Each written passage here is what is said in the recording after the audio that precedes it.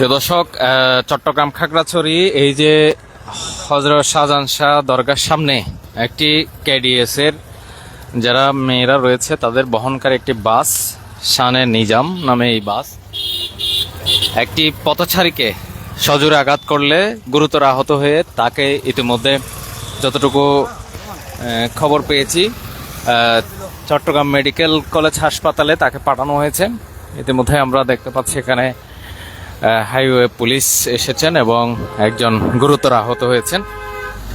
এই হচ্ছে সেই বাস যেটি আসলে দুর্ঘটনা করেছে শাহজাহান শাহ দরগার সামনে। দেখতে পাচ্ছেন একটু আগে, এখন থেকে আধ ঘন্টা আগে যতটুকু খবর পেলাম, একজন পথচারী পার হচ্ছিলেন, রাস্তা পার হওয়ার সময় এই দুর্ঘটনাটি ঘটেছে এবং তিনি অত্যন্ত গুরুতর আহত হয়েছেন এমনটা জানতে পেরেছি। হযরত শাহজাহান শাহ দরগা যেটি রয়েছে মাজার গেটের সামনেই এই ঘটনাটি ঘটেছে।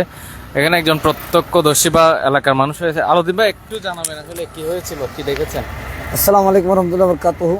সুপ্রিয় দর্শক, আমরা আসলে এখানে ব্যবসায়ী, প্রতিমধ্যে আমরা দেখতে পাই একটা গাড়ি দক্ষিণ দিক থেকে আসতেছে, অর্থাৎ উত্তরের দিকে যাচ্ছে। ওই সময় একজন পথচারী পার হওয়ার সময় ওই গাড়িটি নিয়ন্ত্রণ হারিয়ে পথচারীকে ধাক্কা দেয়। ধাক্কা দেওয়ার সাথে সাথে পথচারী আহত হয়। তাৎক্ষণিক তাকে হাটগড় মেডিকেলে নেওয়া হয়, ওখান থেকে চট্টগ্রাম মেডিকেল কলেজ হাসপাতালে রেফার করা হয়। ওখানে দেখা যায় আমরা আসলে প্রতিনিয়ত এখানে এই রোডের মধ্যে প্রতিনিয়ত ওর পরিচয় পাওয়া গেছে বলতে ওর বাড়ি আসলে সমিতির হাট, ওখান থেকে আসছিল, ওখানে সিএনজি যুগে আসছিল, সিএনজি থেকে নেমে পার হচ্ছে। পার হওয়ার সময় গাড়ি এসে তাৎক্ষণিক ওকে আঘাত করে, সজোরে আঘাত করার কারণে সে ব্লাডিং হয়। এরপরে পরবর্তী এখন পর্যন্ত জানা যায় না তার অবস্থা কতটুকু। কিন্তু আমি বলতে চাই জনগণের উদ্দেশ্য বা প্রশাসনের উদ্দেশ্যে আমি বলতে চাই, এই যে আজকে আমাদের এই রোডটা অনেক ভয়াবহ অবস্থা, প্রতিনিয়ত আমাদের অ্যাক্সিডেন্টের সম্মুখীন হচ্ছে, সকাল বিকাল প্রতিনিয়ত অ্যাক্সিডেন্ট হয়। কারণ হচ্ছে আমাদের এখানে ডিভাইডারের বেশি প্রয়োজন, এখানে ডিভাইডার না থাকার কারণে গিয়ে প্রতিনিয়ত অ্যাক্সিডেন্টের সম্মুখীন হচ্ছে অনেক পথচারীরা, অনেক অসহায়। সম্ভবত ওর 35 হতে 40 পর্যন্ত হতে পারে ওই মহিলাটির বয়স। কোথায় বেশি আঘাত পেয়েছে? মাথায় আঘাত হয়েছিল বেশি। তাৎক্ষণিকভাবে এখানে সবাই এসে ওকে উদ্ধার করে, সম্ভবত এসে চাকার নিচে পড়ছিল, ওখান থেকে জনগণ যারা আসছিল প্রত্যক্ষদর্শী সবাই ওখানে গিয়ে টানা খেসরায় বের করে তার তাৎক্ষণিক মেডিকেলের উদ্দেশ্যে নিয়ে যায়। ওনার বাড়ি সমিতির হাট, যতটুকু জানতে পারলাম। ওনাকে চট্টগ্রাম মেডিকেল কলেজ হাসপাতালে প্রেরণ করা হয়েছে। এই জায়গাটিতে মূলত উনি বাসের একেবারে চাকার নিচে চলে গেছে এমনটা যেটা জানতে পারলাম। এখানে ইতিমধ্যে হাইওয়ে পুলিশ তারা উপস্থিত হয়েছে, আমরা দেখতে পাচ্ছি। এই হচ্ছে বাস, এই বাসের নিচে আসলে তিনি পিষ্ট হয়েছিল এমনটা জানতে পারলাম। এখনো পর্যন্ত আসলে সঠিক তার পরিচয় জানি না, তবে তার বাড়ি যতটুকু জানলাম, তার বাড়ি হচ্ছে সমিতির হাট, ফটিকছড়ি পার্শ্ববর্তী উপজেলা। ঘটনাটি ঘটেছে হযরত শাহজাহান শাহ মাজার এর সামনেই।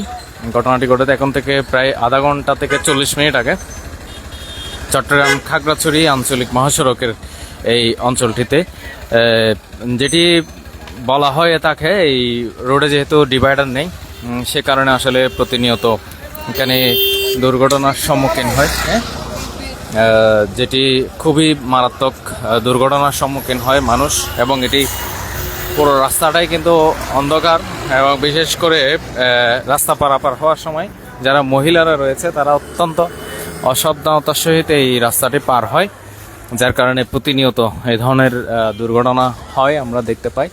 আজকেও একটি গুরুতর বা ভয়াবহ দুর্ঘটনা ঘটেছে, যেখানে একজন মহিলা আনুমানিক 30-35 বছর বা আর একটু বেশি একজন মহিলা আহত হয়েছেন। তাকে ইতিমধ্যে চট্টগ্রাম মেডিকেল কলেজ হাসপাতালে প্রেরণ করা হয়েছে এমনটা জানলাম আমরা। আরো আপনি কি দেখেছিলেন?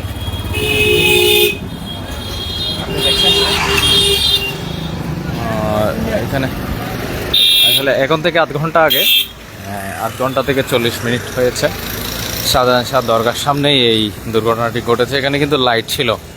আসলে প্রতিনিয়ত এই ধরনের দুর্ঘটনা হাটহাজারী চট্টগ্রাম খাগড়াছড়ি যে আঞ্চলিক মহাসড়কটি রয়েছে এটিতে ঘটছে এবং মানুষ হতাহত হচ্ছেন। কিন্তু যে ডিভাইডারের যে দাবি সেটি খুব শীঘ্রই মানার যে কথা সেটি আসলে জনগণ সব সময় বলে আসছে। এটি দেখে কত দ্রুত সময়ের মধ্যে এই বিষয়টা আসলে মেনে নেন বা এটা কার্যক্রম শুরু করা হয়।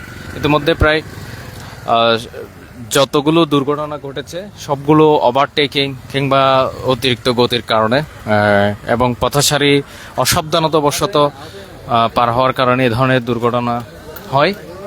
এবং আজকেও একটি দুর্ঘটনা ইতিমধ্যে ঘটেছে, একজন অত্যন্ত গুরুতর আহত হয়েছেন, মাথায় আঘাতপ্রাপ্ত হয়েছেন মহিলা মানুষ। যেটা প্রত্যক্ষদর্শী যার থেকে বক্তব্য নিয়েছিল উনি যেটা জানিয়েছেন, ওকে প্রায় ওনার বাসের চাকার নিচ থেকে বের করা হয়েছে এমনটা জানালেন। এবং বাসটির যে ড্রাইভার সে নাকি পালিয়েছে। এটি শানের নিজাম নামে এই বাসটি, চট্টগ্রাম